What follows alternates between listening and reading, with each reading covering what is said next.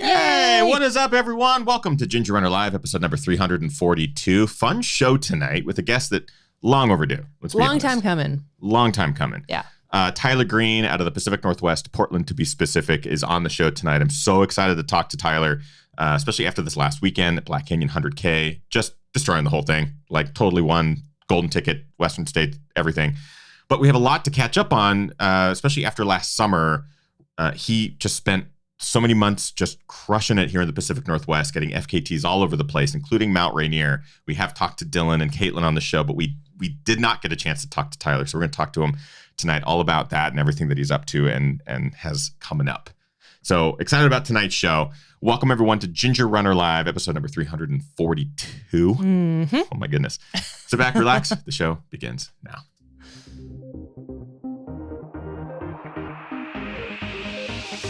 Ginger Runner.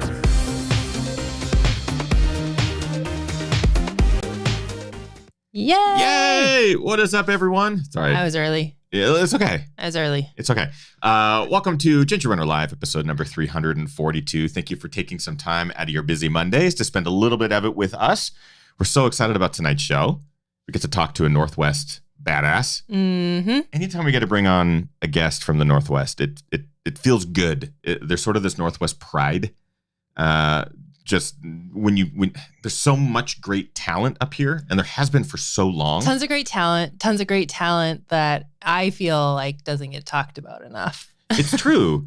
Moving back here to the Northwest from California, there is a history here in the Northwest of men and women who have just crushed the ultra scene for decades. And tonight we get to be joined by one of them who's currently making a name for himself. He's just an incredible athlete. And over the last summer, despite the pandemic, he was out there doing all these really cool projects around FKTs. And we're going to talk to him a bit about how many volcanoes he ran around. I kind of want to call him the king of volcanoes because he set so many FKTs around some Northwest volcanoes and stuff like that in 2020. And just this last weekend, he won the Black Canyon 100K, securing himself a spot at the Western States 100. Spoilers. Yeah, no, spoilers. But there's a lot of story, I'm sure, involved here. Tyler Green is our guest tonight. I'm very excited to welcome him to the show here in just a second. But it's not just Tyler. It's not just myself. We also have the wonderful Kim. Hi, everyone. Hi. Hi, everyone. I've been practicing that all day. What's up, everyone? Kim Tashima Newberry here as always. If you're new, welcome. We are live with Tyler, so if you have questions for Tyler, you can pop them into the chat room. I'll be checking in there throughout the show. We got a good active chat. Yeah.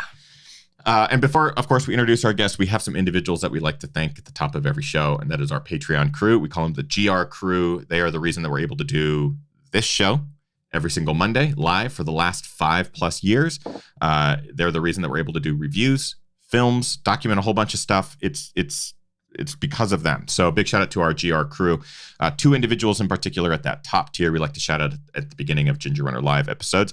Brian Sands, longtime supporter, amazing human, who ran his first 100-miler last year, ran his first marathon a couple years ago, has lost over 100 pounds in his running journey. He's just a true inspiration, currently training for the Cocodona 250. So he's really on this amazing path, just inspiring so many individuals along the way. Also, Rick Bjarnason. Rick Bjarnason is back. We're so excited to have him be a part of the GR crew. We like to shout him out at the top of the show as well. Out of Canada, he is an ultra runner up there, training for some really cool Canadian projects coming up this summer. He also works for a company called cheekymonkeymedia.ca. They did the gingerrunner.com website. You can go check that out. We're up to some cool stuff, planning some cool stuff with him and Cheeky Monkey. So it's going to be a lot of fun. So thank you, GR crew. We appreciate you so much. And we like to shout you out at the top of the show. Now, without further ado, this guy is coming to us all the way from a couple hours south. Depending on traffic. Depending on traffic and depending on ice. Without further ado, I also realize that I say that every time I introduce a guest. Yes, you do. It's been my calling card. Waiting patiently in the wings with only so much oxygen left, Tyler Green. Yay! Welcome, Tyler. Hey, thanks for having me on. Dude, long overdue. I mean, that's... you've been up to some serious stuff just in the last year alone, let alone before that. Yeah. But I kind of want to start with just the talk of the Northwest. I have tons of Northwest pride. I love being from the Pacific Northwest. I love the talent that's up here. We get to have people like you on the show and get to kind of chat local while also chatting, international and national stuff like that. How long have you been up here in the Northwest, Portland specifically? What's it been like training up here? Let's start there, kind of the origin story for Tyler. I grew up in Portland, actually. So I've been running. I did my first cross country race in third grade, maybe about in a place where I train often, about a mile and a half away from where I live right now, in the southwest hills of Portland. So plenty of training grounds nearby. But I guess, so anyway, cross country started with that, and then throughout high school, a year of college, did some running, went back and did some cycling later on, and then gradually found my way into the trails after enjoyed hiking and a little bit of mountain climbing, and then found this way to merge the two in beautiful bliss, which is trail running. I think it's what's also kind of cool about the Pacific Northwest, and I also believe we have Rachel Drake in the chat. Shout out to Rachel, who also crushed it this weekend. I was like, who's saying what a cutie in the chat room? Rachel's in the chat room like, it's what a Rachel. Cutie. That's my wife. For those who don't know. I saw the comment but didn't read the name. So you're probably sitting here like, should we block this person? Like, should I say this comment? We got to make sure so that they don't know where Tyler lives. But yeah, I mean, both Tyler and Rachel this weekend. Shout out to Rachel if you're watching. We got to get Rachel on the show too, because she is massive power couple. Just this, total badass. She's the true talent. I mean, she's absolutely incredible watching the things that she can do. I mean, and we're kind of training partners too. And she's insane on the trails. Incredible. I think there's some, this is something we've talked with Caitlin and her husband Ellie, Dylan, and Yassine Daboon, and all these Northwest greats, just in regards to like having so much in our backyard in regards to variety. So it's not just trail running. Like, yes, you are a fantastic trail runner. Rachel's a fantastic trail runner. You guys, you're making huge names for yourselves, but like some of the pictures and videos and stuff that we've seen from your like Instagram and just kind of following along, like you're mountaineering and scaling big peaks and snow travel and skiing and like all these big things. Do you think that's an important part of sort of what makes Northwest runners and specifically trail runners great, is the ability to be multifaceted in the sport realm? I think there's definitely something to like being an athlete. Maybe not, being a runner first, but also being an athlete rather than only being a runner. I mean, if you come from the roads, there's just like this unidirectional way that your muscles learn to move. And we have to learn to move more like three-dimensionally and just become kind of full athletes in order to run the trails the way we do. Mm-hmm. Going uphill, going down, walking, just the different aspects of trail running. So that said, and I also think like when I see really good downhilling runners, I always say like, you must be like a mountain biker or a skier, just knowing how to pick a line and knowing how to put your head down and lean into the hill. It's really interesting to watch some of the ways that other sports can impact your running. I honestly hadn't really thought of that. Yeah, that's what I was thinking too. Specifically with downhill travel and how skiing and other sorts of, being in mountainous terrain and stuff like that, and using descents in a different way, or having skill sets based off of different sports that can contribute to a trail running descent, that sort of thing. Do you have a passion? Like for you, is trail running is summiting a peak, or is there anything that really is sort of your draw, or is it specifically trail running? It's like the weekend trip up to Mount Hood or the North Cascades, getting on a ridge and running along ridges. That's the full passion. And the winter is like training through that to get to that place where you're like, oh, this is the thing that I love to do. Peaks or ridges specifically. It's always ridges that I want to be running along. It's funny because you live kind of in the mecca of ridge running, and it's along the gorge specifically. There's some incredible ridges and stuff like that on the gorge.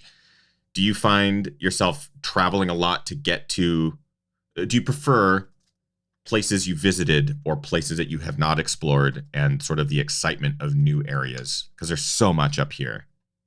Yeah.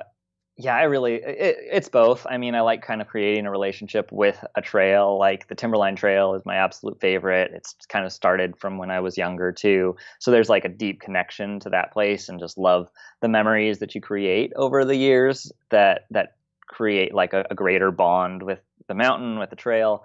But then, I mean, I don't think a long run is going to go by so much more quickly when you're seeing new landscapes. And I always want to get out there and see a new trail any chance I can. I kind of want to talk. You mentioned Mount Hood. You mentioned the Timberline Trail. I kind of want to start there because the last year, I feel like you've been putting your name on all these peaks around here in the Pacific Northwest, volcanoes specifically, and even volcanoes with circumnavigations. Was this an intentional project? Was it just sort of I want to kind of find the best routes in the Pacific Northwest and just see what I can do on them? What's sort of your draw to these lines? And especially in the last year, 2020 specifically, what was really that draw to putting these efforts on these lines? Yeah, if I can bring it back to like that origin story you were asking me about. And I grew up on Mount Tabor, which is a little cinder cone in Portland that's actually like a dormant volcano. And I would often do like most of my training runs, like morning runs in high school, were around a volcano. In fact, like a 3-mile run around a volcano. And then as I started to get into like backpacking, that was one of my first big solo trips, was backpacking around Mount Hood. And then a few years later, realizing that this was a goal that I had. Actually, my dad had done it in one day many years ago with the Mazamas Mountain Climbing Club. And so he had told me stories about that day and how great it was. So I started thinking about that as I started to get more and more into trail running, and thought, oh, that's a big goal that I have. So ran that in a day. And that was kind of the first time when I truly had that like amazing mountain trail running experience. And then from there started to think about like, got into races, and then later said like, I want to get back and see if I can actually run this thing as fast as I can around it. I love that that's sort of the connection is actual. I mean, it's history. It's sort of like growing up on this mountain. This mountain has a personal connection for you, and that sort of starts the snowball effect. I am fascinated with the idea of volcanoes specifically. Was that intentional? So, Mount Hood, Mount Rainier, Lewitt Trail, stuff like that, or is it just they are some of the biggest, most iconic peaks in the Northwest? So it might be volcano, it might just be peaks. Well, and loop running is so great too. So Yeah. I think, and when you're running around an entire mountain, you've seen it from every single angle. You're following the timberlines. You're both in the forest at times, and you're up above seeing the alpine as well. I mean, it just provides such a like feast of the senses to run around one of these mountains. And so I don't know if it was intentional or it's I think it just about anyone in Portland or in Seattle would be like, oh, those are my favorite trails, like the ones that go around. Well, I don't know, North Cascades has so much to it as well. So Yeah. And those aren't necessarily loops, but yeah, it's not necessarily intentional, but it just those trails specifically, the loops, they just draw you in.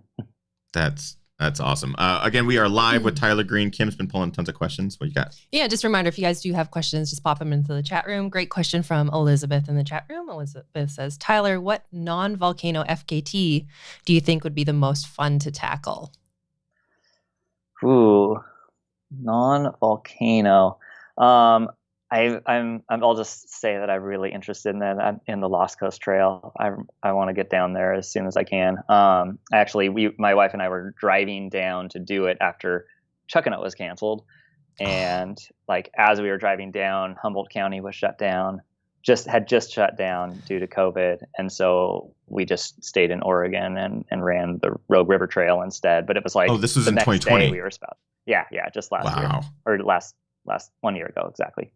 So that's one that is high on my list. But then there's also like the bigger ones of, JMT, FKT. I don't know, but I want to see those big trails. Oregon PCT is so exciting to me because like just being an Oregon boy, like that High Sierra route sounds cool. There's so many out there. You just start to get excited when you think about all the routes that you could run. But those bigger ones they're scary, and I think that they're maybe for a little bit later on. It's one of the reasons I also love talking to Northwest runners and people, especially of your caliber and Rachel's caliber and Caitlin's and Dylan's and all that sort of stuff, is when these projects, you start talking about them, it's like, man, there's so much on the West Coast that is, it just has so much potential. And you see these athletes who are so good that could do such big, amazing performances on these routes. So that's exciting for you to name drop just a couple of these big routes. That's funny that you mentioned the Lost Coast. Obviously mutual friend, Dylan Bowman. You were just on his podcast yesterday. If you have not listened to the Pillars podcast with Dylan Bowman, go listen to it. The one with Tyler is fantastic. You guys are friends. Let's put that out there, right? It's so funny because, and again, I know Dylan has covered this on his podcast, but with the FKTs that Dylan has set, especially, on like Mount Rainier last summer, and then 5 days later, Tyler sets the new FKT. What is that sort of camaraderie like between you two? Do you have a question as well? I was going to say, we even got a little local news segment on it here during that time as well. Right. We didn't mention that. We'll touch on that here in just a second. I'm was curious that about the NPR one, or?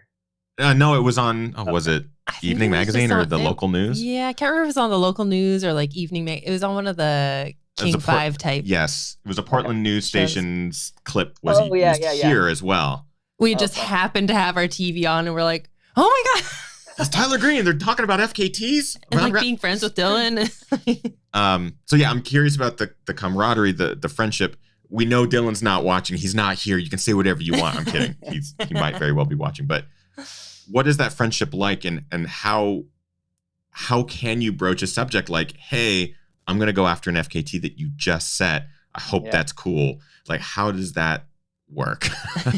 For one thing, I mean, when Dylan first said that he was moving here, I was just so excited because for someone who has that level of experience at like the major races and just has so much experience and so much knowledge, having someone around to be able to get runs in with and to train with and to learn from is pretty. It's a treasure trove. Dylan, you're a treasure trove of my life. But as far as the Wonderland, we were on a run, and I was asking him like, what are you going to do if Hard Rock is canceled? And he says, I'm going to go for the Wonderland. And I was like, dang it, I'm going to go for the Wonderland too. and I got injured like shortly after that. I mean, on the same run, I was like, yeah, I think this ankle is kind of a ticking time bomb. So I ended up getting injured for a month, and then we kind of, because of COVID, kind of like parted ways and trained separately throughout the summer. And I started getting in shape, and he went dark on Strava, so I didn't really know what was going on. But of course, there's that little thing of like, I know he's kind of has this as an objective. It's my objective too. Like, we're buds, and so I finally I got ready, and I was like, okay, I'm going to do it on this day. And I had seen that he was quiet, and so I texted him and was like, if you're not, like, I don't know what you're doing, but would you want to like pace me at this? And then you can see the trail, because I didn't see that he had actually run around the trail.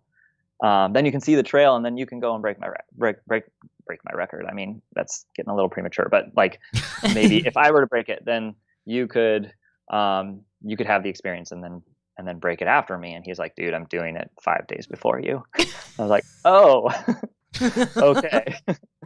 So that's how that all unfolded. And then of course, and then seeing him break it, and then there's of course, like, I just texted him and I was like, good job. Amazing. And then I started like, and I talked about this with him on his podcast, but just like reading The Inner Game of Tennis and this talk about like competition as collaboration, that like all I can ask is, or that was not his run was not a threat to me, and my run is not a threat to him. It's just us collaborating together around this mountain and trying to run our very best, and hopefully we're pushing each other to understand ourselves better and understand what we can do as individuals and as, you know, a Northwest community, as we're talking about. So it's, and then so Lost Coast Trail, which has actually since been beaten Right. By Jeff Mogavero.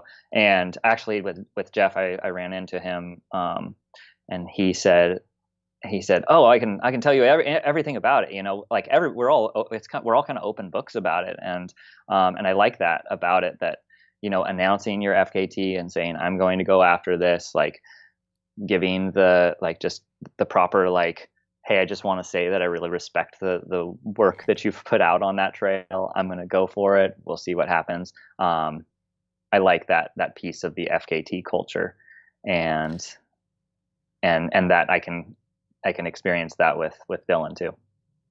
It was probably one of the coolest aspects of documenting Dylan's and Caitlin's runs on the Wonderland Trail at the end of last summer. I was very fortunate to get to be there and sort of be a fly on the wall and sort of see these top tier athletes put everything that they could out there, while simultaneously knowing that there's another individual who is going to also be putting out an effort in between those two efforts. And you're not going to know, are they going to have a good day? Are they going to have a bad day?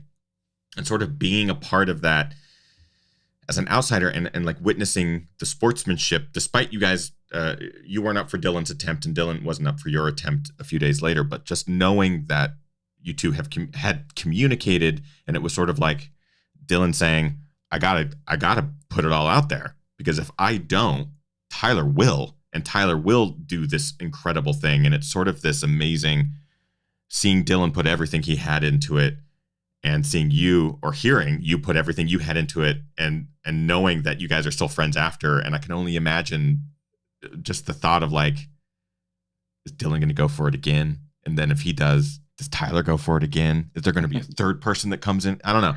It's really cool to see that there is such friendship and a bond in that FKT sort of connection between athletes. It's and also to special. see like somebody's triumph it like helps to push the next person, like shows that it's possible, and like, well, what can you do type thing too. And there's no animosity, right? Like there might be disappointment in, oh, well, crap, I put everything I had into it, but my friend bettered it.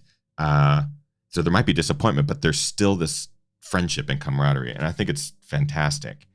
I kind of want to use that as a transition. I know we have lots of live questions, so I want to get to some of these, but I kind of want to use that as a transition. I feel like I could talk about the Wonderland FKT for another hour. I could too.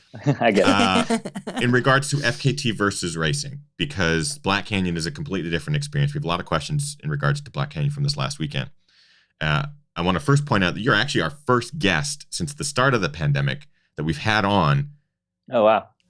In regards to a race, because one, there just hasn't been a lot of races, and what has been, especially locally here, and we really feel that, especially during the height of the pandemic, that we didn't want to highlight certain things and stuff like that. And so in this case, I think what's great about having you on is that you are so multifaceted and you have so many amazing accomplishments that Black Canyon is just sort of like Tyler's amazing. Like now everyone gets to see how amazing Tyler is. So I'm curious in the relationship in regards to FKT and racing over the last year. Do you have a preference? Do you have a draw towards the individual project of an FKT versus you get to taste a bit of competition out there in the desert? I don't think I have oh, that's tough. I like them both. And for different reasons. I mean, I think there's some really incredible trails that there's just not going to be a race on. And going out and doing them fast or doing them slow. I just like being on those different routes and being on iconic routes. But races have they draw it out of you in a different way, I think. Just having everyone at a start line, and it's, like lining up on Saturday morning and looking around and being like, I had to race against all these people. These guys look fit. Like I don't know if I can handle this. And then everybody goes out super hard. I'm like, I don't know. So there's, I think maybe there's even just like bigger doubts that arise when they're all around you and they're running faster than you. But I guess the other thing on the FKT side is like, you either do it or you don't. Like there's no in between there. Right. And I'd actually like for there to be like more of a top 10 on some of those big routes, like Grand Canyon. Obviously Jim hits it out of the park, and then you don't hear too many people trying it. Whereas I think it would be cool to just like kind of have like a list of your top 10 fastest times on an iconic route like that. Mm-hmm. So all that to say, I think I like them both. I like them both for different reasons, and they draw different like parts of competition of my competitive self, and just like me trying to be the best that I can be, but in kind of different ways, I guess. Was this the first race since the pandemic for you? I went out and did the Old Cascadia 50 mile with Alpine Running, and I had popped my ankle a few weeks before. I ended up spraining my ankle and had my first DNF, and that was that. So this was the first time that it was like, I'm building towards this, and this is a true race that I'm going for. How did that feel? Because I think it's a feeling that, it's going to be foreign to a lot of people. A lot of us are used to racing multiple times a year. Yeah. We were talking about this a couple months ago, of the number of races we would do in a year. In 2020, it was essentially zero. So it's sort of like, was there an acclamation, or was it the excitement of like, damn, I'm back. This is great. Start line, music. I think it was both. Like you could hear the chatter, like walking around, and someone's like, I don't know if I know how to race still. And then there's also this like deep pent up aggression to race and compete and go fast and to like just hammer for a while, because so many people have been sidelined for so long. So, yeah, you could feel that energy, like just like, oh, I haven't raced for so long. Here we go. And then on the other hand of like, do I know how to do this anymore? I haven't run this long in a really long time. So I can only imagine also knowing with like wave starts, and knowing that, anyone in another wave could also be potentially winning, but not being with them and not knowing that. So there's a lot of sort of elements to this, which are surprise twists, or I guess that sort of take a bit of additional mental prowess to sort of navigate while you're in real time in the race environment. So for you, were you focused on, Tyler, just do the best that you can here? Or was it that guy, and that guy are in the lead and I need to keep track of them? Or like, were you even thinking about the people in previous waves? Like, what was sort of the mindset that is different than what a normal race mindset would be? Yeah, it's like you finish it, I guess, in similar to an FKT, perhaps. It's like top two, you either do or you don't to get the golden ticket. But I also think like that while you can be kind of racing up front and reacting to other people's strategy and just running with the leaders or something, it's 62 miles, and that's a really long time. And I feel like the best chance that I have to be in the best position is for me to run as fast as I can from point A to point B, and that means following my pace and what fits for me. And I thought first 10, 15 miles of that race that they felt pretty hard to me, and I was still doubting at that time of like, is this a little bit, am I going out too hot and I was in 15th place. Right. Oh, man. Okay. So we'll dive in more specifically in a second, but yeah, last questions. Just a comment quick from Deb, who was, I believe, at Black Canyon as well. She said there was a top 10 men's finisher in the third wave, which started 30 minutes after Tyler's wave. Yeah. So it's like, that's part of the interesting aspect of it. And someone who was like 2 minutes ahead of the leaders who started in the third wave ended up dropping, but was time trialing hard from the back. Wow. Were you able to keep track of that? No idea. I heard, I guess later on heard that, or actually when Rachel was pacing me, she told me about that, but that he had dropped. There's a good question for that. And then Deb also asked, were you thinking about a possible course record while you're out there on Saturday? That was another thing. As Rachel was pacing me, I was like, I wonder what time we're going to run. I have no idea.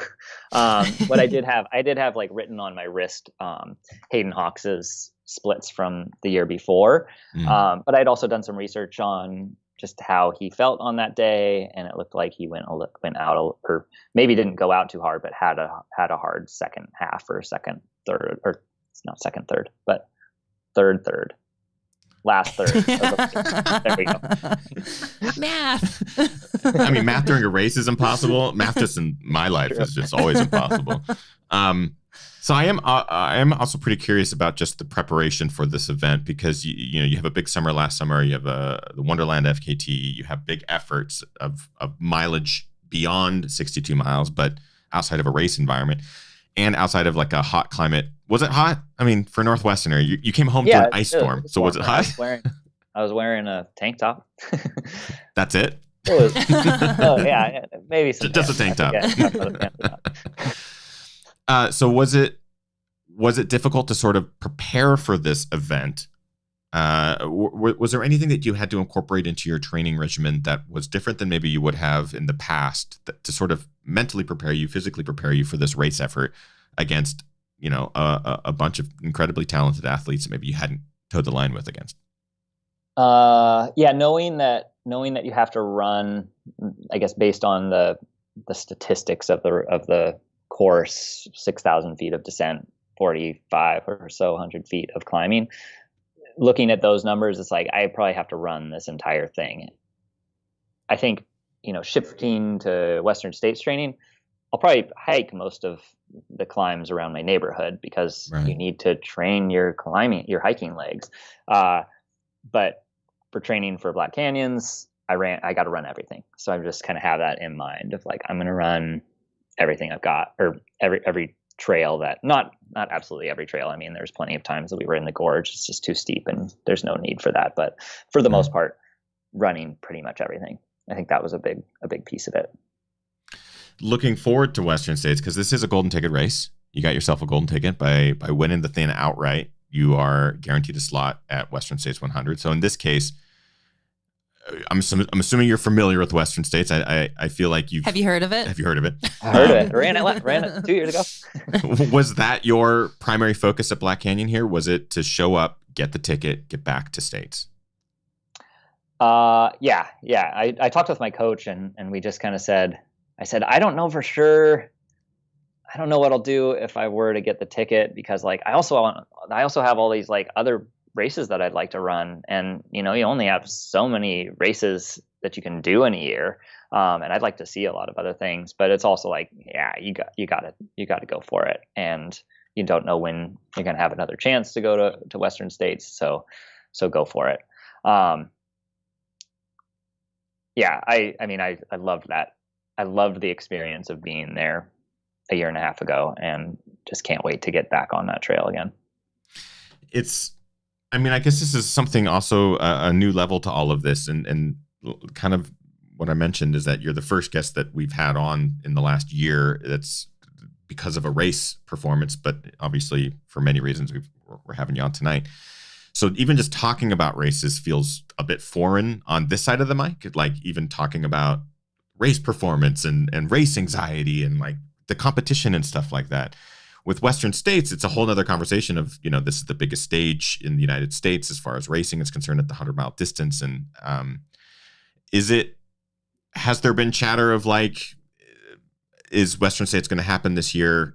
It's probably the same sort of chatter you probably talked like, is Black Canyon going to happen? And all these other races between now and then that are going to happen.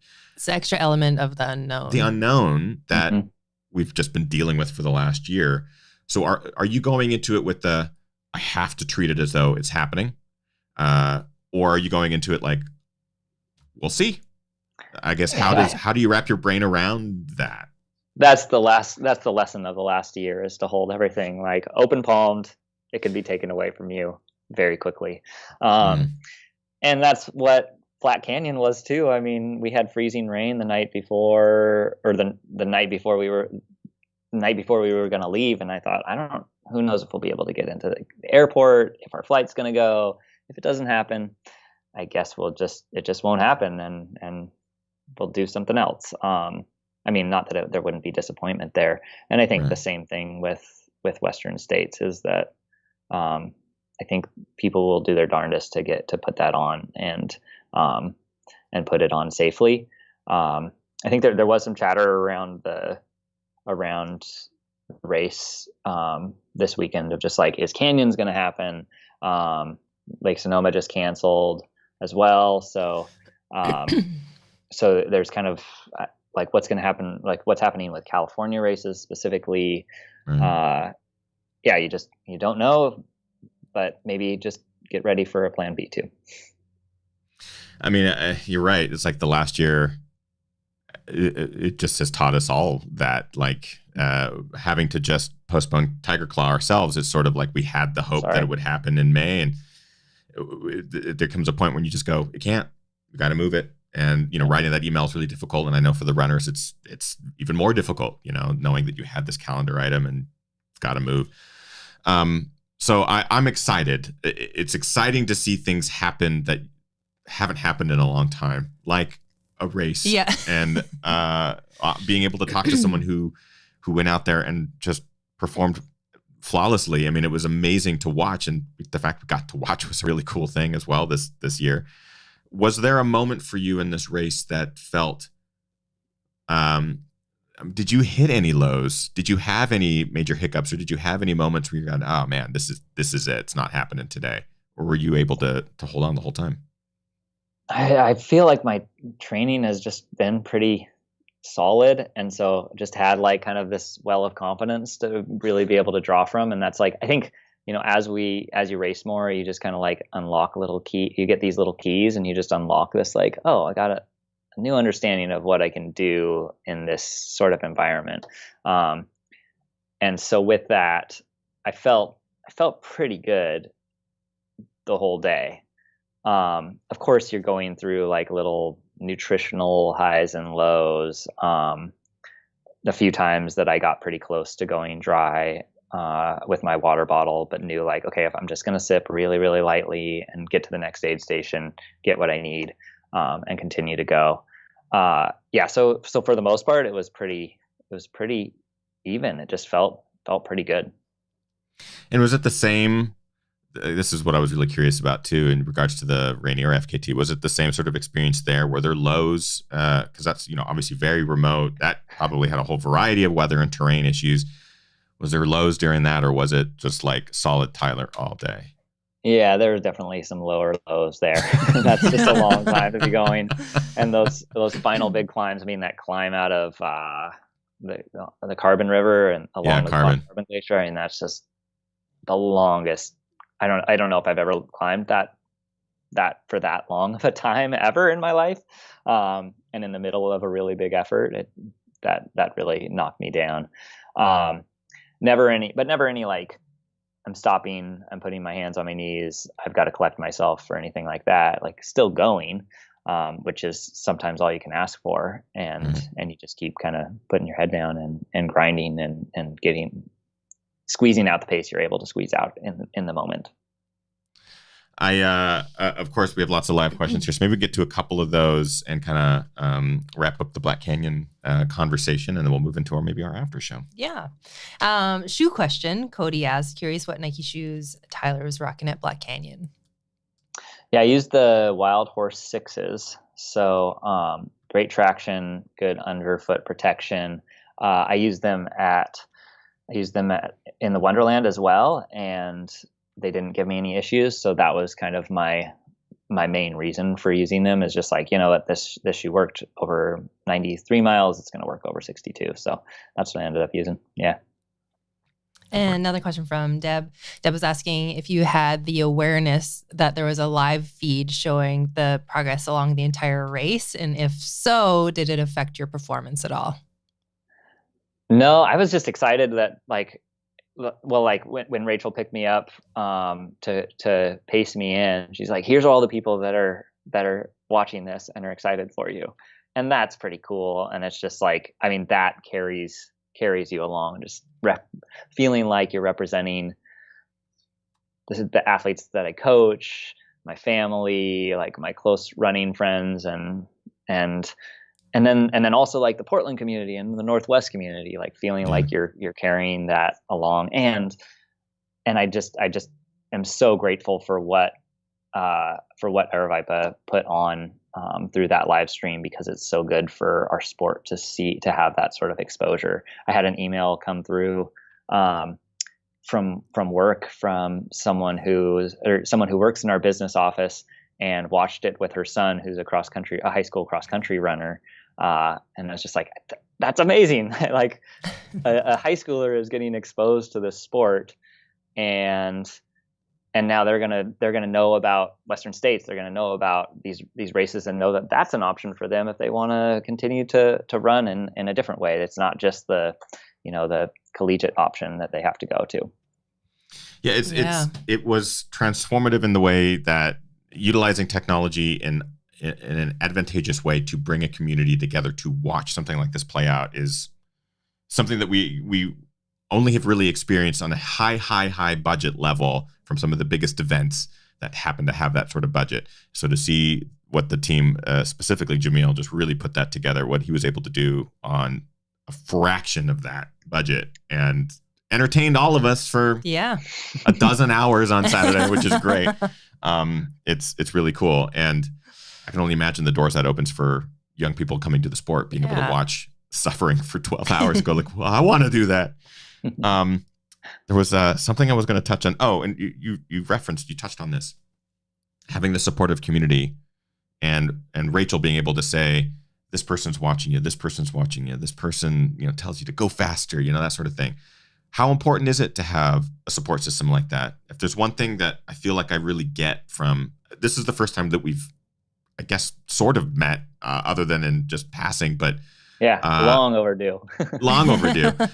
But there is this sense of like, I feel like I know Tyler and I know Rachel, and because of all of our mutual friends, and just seeing the stories that you guys go out and crush mountains and these trails and do all these amazing things, there is this kind of cool camaraderie that, we want to clap for Tyler and Rachel when you guys are crushing it. And it's really neat. How important to you is that community, that local community, those friends, those family, when you are taking on big efforts like this, or the FKTs, the volcanoes, all that stuff?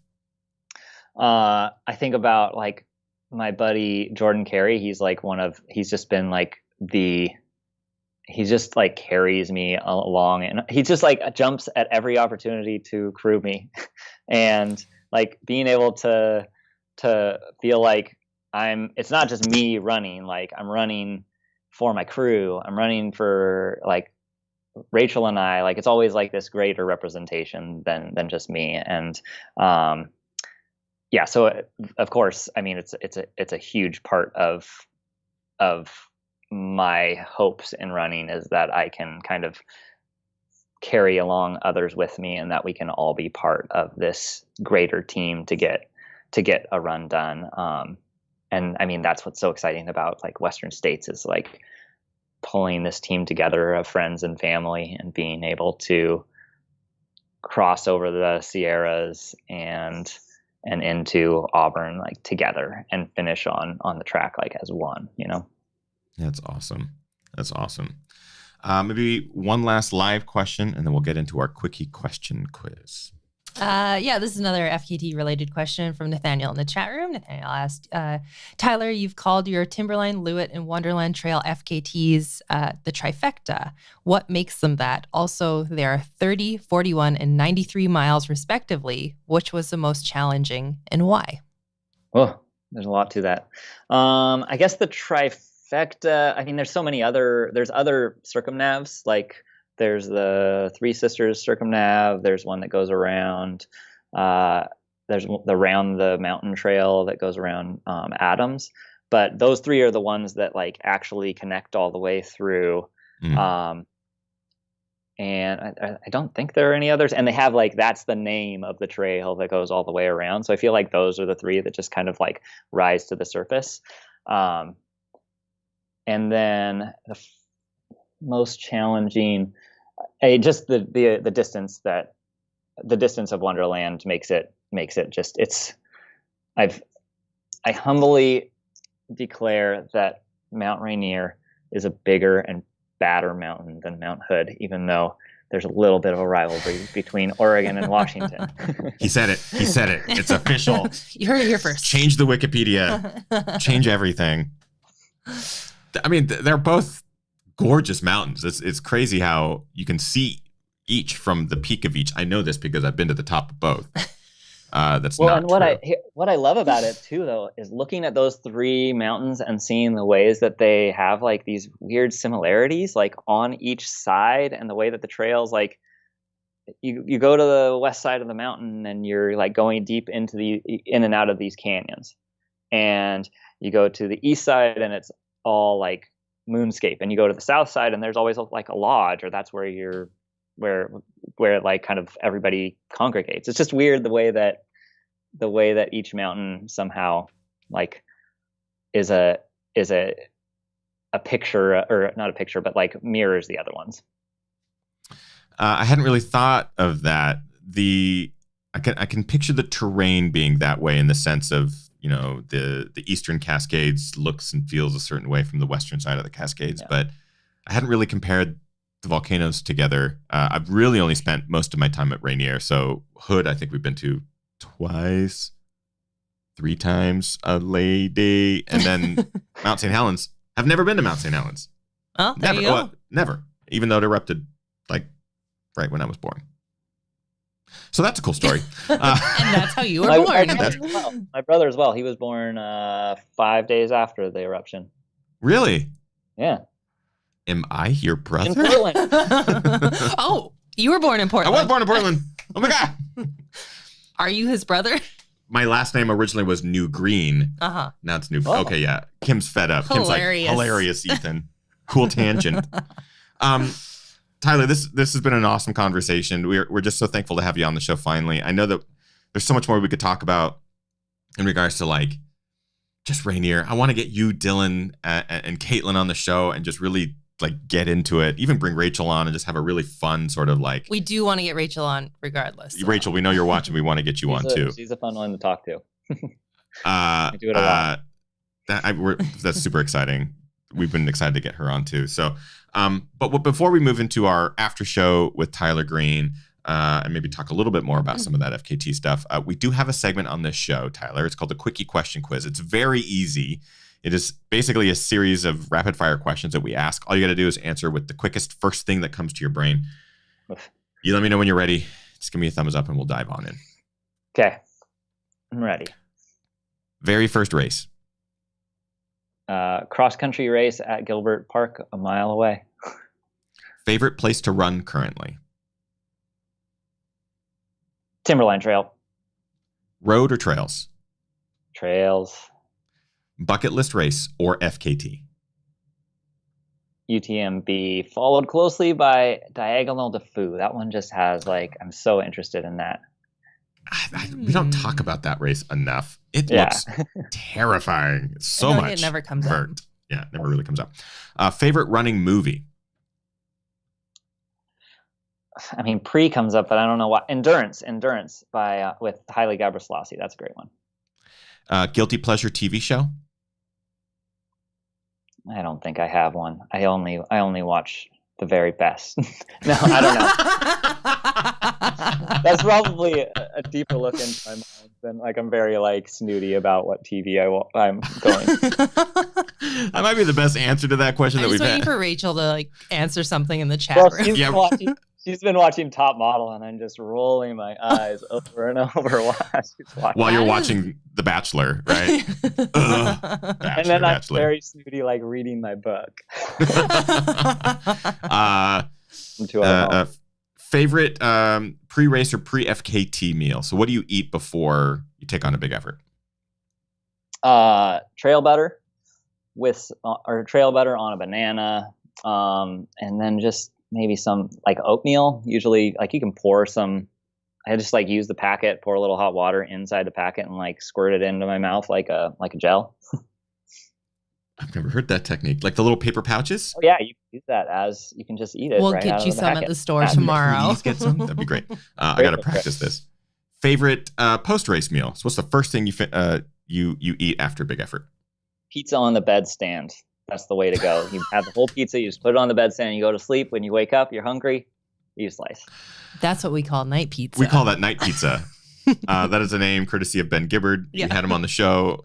We have lots of memories. There's a whole of song to go along with night pizza. Yeah, we call it night pizza. Same thing. It's basically you eat and then you put everything on the bedside, usually in a hotel room. You wake up in the middle of the night, go to town. They do it. And finally, we kind of know the answer. This was asked a little bit earlier, but maybe I'll shift it a little bit. The question is, what are your current running shoes? And I'll twist that to, what are your favorite running shoes of all time? Ooh, favorite running shoes of all time. I really we understand like that you have a sponsor, so you're welcome to say whatever you want. With, I love the Kiger, the current Kiger 5 or 6. I don't know what iteration it is actually. I think it's 6 or 6, I think. But 6. Like the bottom, the tread on it, I love like seeing it on the trail. Like it's very distinct, and then it's got like the actual like blue diamond, or the diamond that is a nod to the Wonderland, or not the Wonderland, the Wildwood Trail in Portland. That's marked by blue diamonds. So yeah, I like the aesthetic of it. I just like the feel of it. It's a good shoe. I never realized that the blue diamond right in the midfoot. It all makes sense And it now. all ties together. That changes everything. And it has a timberline trail around in the insole. I was wondering what that route was. Yeah. I never like asked my contact at Nike, like, what Gotta are tell these a story. things? Gotta tell a story. What a wonderful little tip of the hat.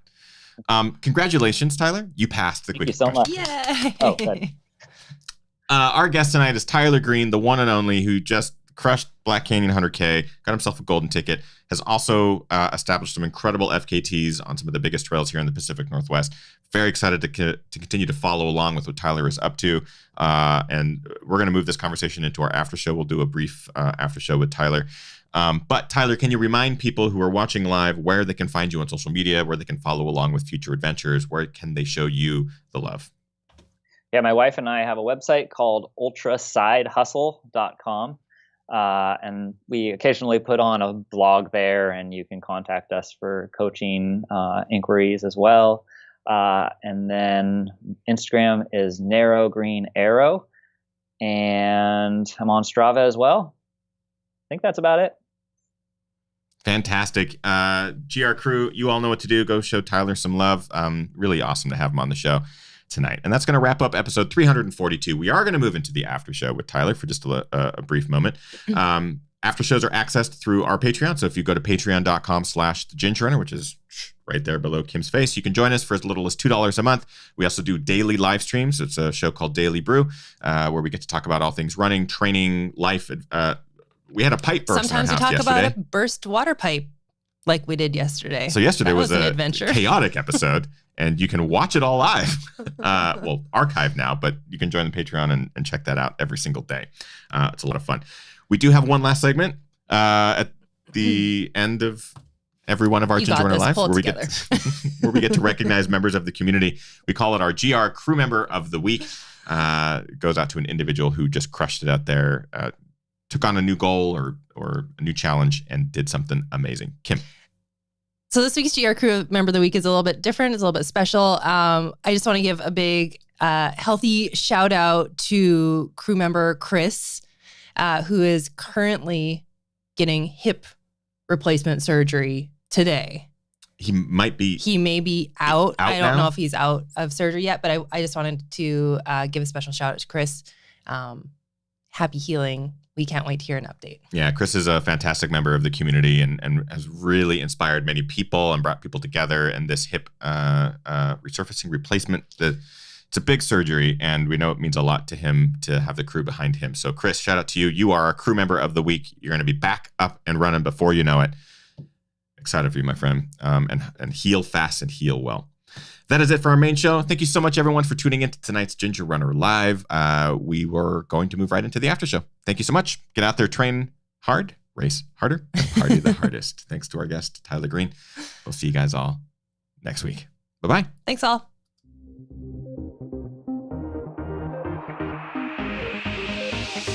Ginger Runner.